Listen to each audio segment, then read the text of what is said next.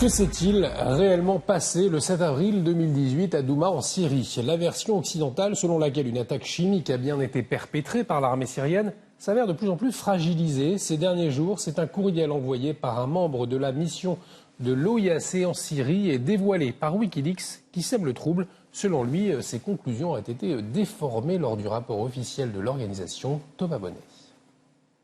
Plus le temps passe et plus la version occidentale des événements du 7 avril 2018 dans la ville syrienne de Douma a du plomb dans l'aile. Il y avait déjà les réserves de certains journalistes en Syrie et même celles d'un producteur de la BBC. Voilà que les critiques arrivent désormais de personnes directement impliquées dans l'enquête. C'est l'Organisation pour l'interdiction des armes chimiques, l'OIAC, qui a pour mission de faire la lumière sur ces événements.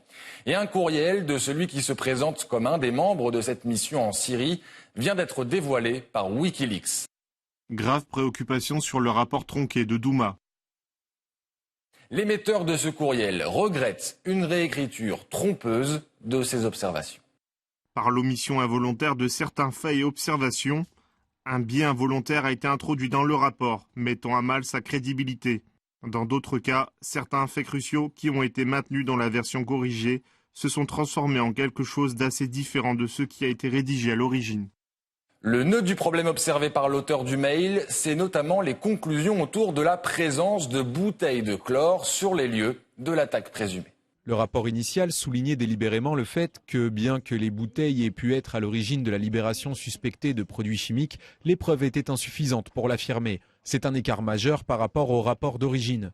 Je pense que le fait de placer le chlore au-dessus d'autres substances tout aussi plausibles contenant des produits chlorés réactifs et de présenter cela de manière isolée, comme un fait, crée un degré de partialité qui aurait un impact négatif sur la crédibilité perçue du rapport et par extension sur celle de l'organisation. Dans le rapport officiel de l'OIAC publié en mars dernier, il était fait état, je cite, de motifs raisonnables pour penser qu'un agent chimique toxique a été utilisé comme arme. Fin de citation. Le rapport ne désignait aucun responsable, mais en affirmant que des barils de chlore avaient été largués depuis les airs, il ne laissait que peu de doutes sur celle qui était pointée du doigt, à savoir l'armée syrienne. Hasard ou pas, il se trouve qu'une réunion de l'OIAC se tient en ce moment à La Haye, aux Pays-Bas. Et le directeur général de l'organisation a été interrogé sur ces révélations de Wikileaks. Certains de ces points de vue divers continuent de circuler dans certains espaces de discussion publique, mais je tiens à réaffirmer que je maintiens la conclusion indépendante et professionnelle. Pourtant, les critiques sont nombreuses sur ce rapport et sur la méthodologie employée. L'auteur du mail n'est pas le premier à alerter sur cette question. Il y a moins d'un mois, un groupe d'experts publiait un texte sur le site de l'ONG de lanceurs d'alerte Courage Foundation. Et parmi les signataires du texte, José Bustani, ancien directeur de l'OIAC. Le témoignage nous a convaincus que des informations clés concernant l'analyse chimique, la toxicologie et les études balistiques, ainsi que les témoignages directs ont été occultés, ostensiblement pour favoriser une conclusion préétablie.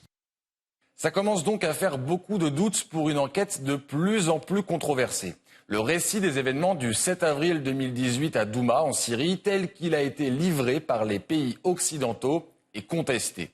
Et c'est pourtant cette version, s'appuyant notamment sur des images postées sur les réseaux sociaux, qui avait conduit la France, les États-Unis et le Royaume-Uni à lancer des frappes en Syrie. Des opérations militaires qui avaient eu lieu dans la nuit du 13 au 14 avril 2018, soit quelques jours seulement avant l'arrivée des premiers enquêteurs de l'OIAC sur place. Et pour Ray McGovern, ancien agent de la CIA, l'enquête sur ces événements n'est rien d'autre qu'une parodie judiciaire. Les lanceurs d'alerte ont présenté des documents prouvant que l'enquête sur les événements à Douma est une parodie judiciaire. Et ces preuves sont assez transparentes. Le problème est que le chef de l'OIAC a affirmé « J'avais déjà raison la première fois quand je suis allé à la rencontre de l'opinion majoritaire.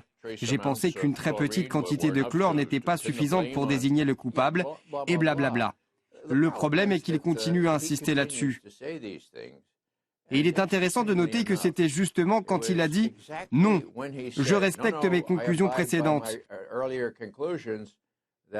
que l'AFP, l'agence France Presse, a choisi d'agir et d'affirmer « Non, non, le chef de l'OIAC ne change pas ses affirmations » et pour le reste, vous comprenez.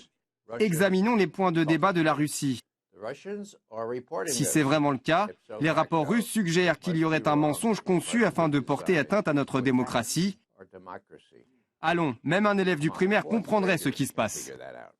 Et pour Peter Ford, ancien ambassadeur du Royaume-Uni en Syrie, l'OIAC n'est pas un organisme indépendant capable d'enquêter de manière fiable.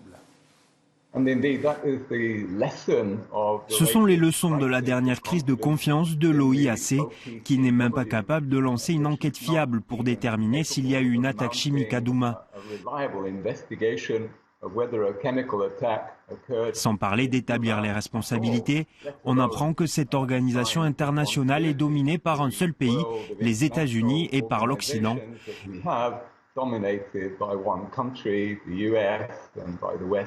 Elle n'est en général pas capable de rendre un verdict objectif, quelle que soit l'enquête. Dans les 3 jours ayant suivi l'incident présumé, les États-Unis, la France et le Royaume-Uni ont bombardé la Syrie sans attendre les résultats d'une enquête quelconque.